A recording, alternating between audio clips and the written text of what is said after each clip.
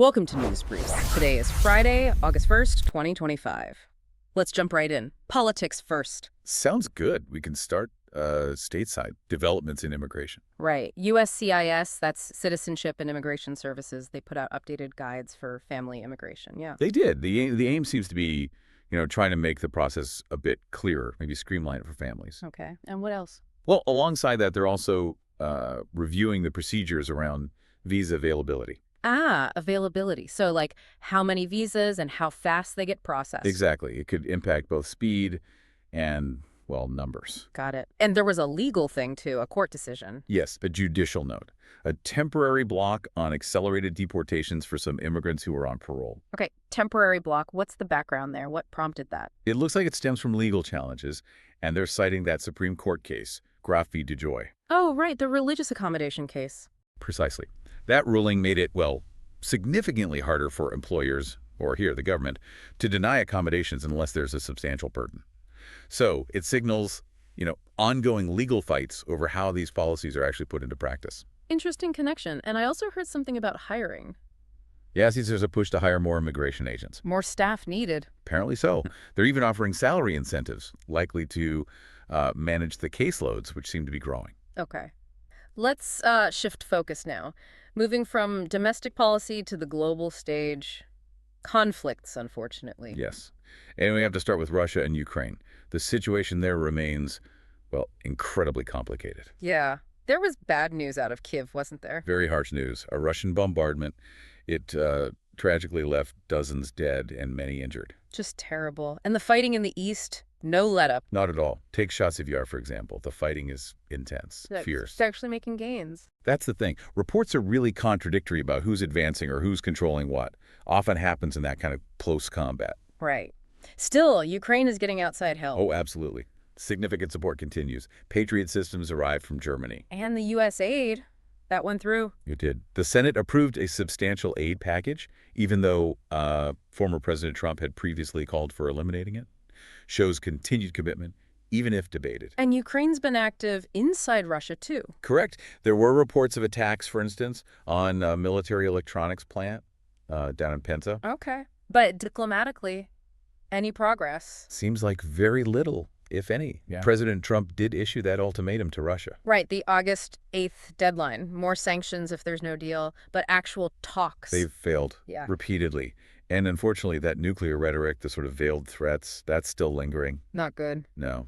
And adding to the tension, China and Russia just conducted joint naval exercises together. More geopolitical maneuvering. Ugh. Okay, let's turn to Israel and Gaza.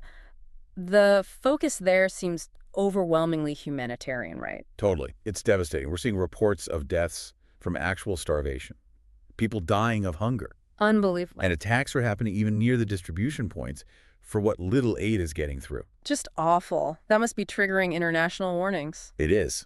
Major organizations are sounding the alarm about potential war crimes. Just specifically. They're mentioning the use of hunger as a weapon, targeting civilians, targeting aid delivery itself. There was talk about aid coming in by airdrops. Yeah, but it's widely seen as very inefficient.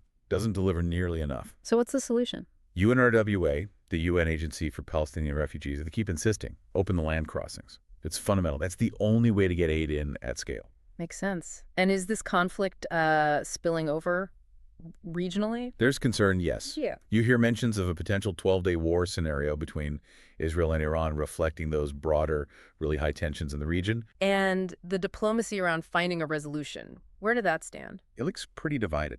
The U.S. and Israel, notably, didn't attend a recent key meeting focused on the two-state solution. That long-term plan for peace. Exactly. But on the other side, you have countries like Canada, France, the UK. They're actually considering recognizing a Palestinian state, though under certain conditions. Interesting divergence there. And what about within Israel? Any internal shifts? Yes, definitely seeing signs of that. There's a growing number of conscientious objectors, people refusing military service. Really? Yeah. And alongside that, internal protests. It points to a noticeable fracture within Israeli society right now. Okay, heavy topics. Let's try and pivot now. Technology. Sure, and here the news is maybe a bit more conceptual this week. Not so much about a big new software launch or gadget. Okay, so what's the focus then? It's really about how advanced computing, specifically computational analysis, is pushing the frontiers of, like, fundamental science. Mm. There's a really interesting proposal gaining traction. Oh, yeah. Tell us about it. Well, it involves using quantum computers.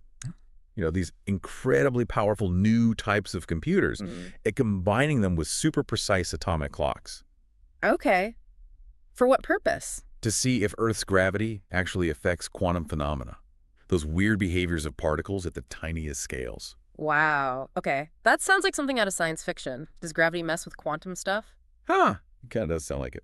But it's real, cutting-edge theoretical physics moving into the lab, trying to see how gravity, our everyday force, might interact with the quantum realm, could, reshape some basic understanding. Fascinating stuff. Okay, from the theoretical to the practical. Medicine. Yep. Couple of things here. First, an important appointment at the Vatican. Oh, in the Pontifical Academy for Life. Exactly. Monsignor Renzo Pagoro has been appointed president. He's a medical His bioethicist. focus will be Things like medical ethics, obviously, but also AI in healthcare, sustainability, really key current topics. very relevant. And the second thing. A legal case. Back in the U.S., the EEOC, the Equal Employment Opportunity Commission, Right. they've filed a claim against the Mayo Clinic. Okay, what's the allegation? They're saying Mayo failed to accommodate an employee's request for a religious exemption to the COVID vaccine. Ah. And that links back to what we discussed earlier, right? It absolutely does. They're citing that Groff v. DeJoy Supreme Court precedent. Which makes it harder to deny those accommodations. Much harder, yeah. Unless the employer can show it imposes a, quote, substantial burden on their operations. So another test of that ruling. Understood. Okay, complete change of pace now. Let's talk sports. Formula One. Yes. Hungarian Grand Prix weekend is underway.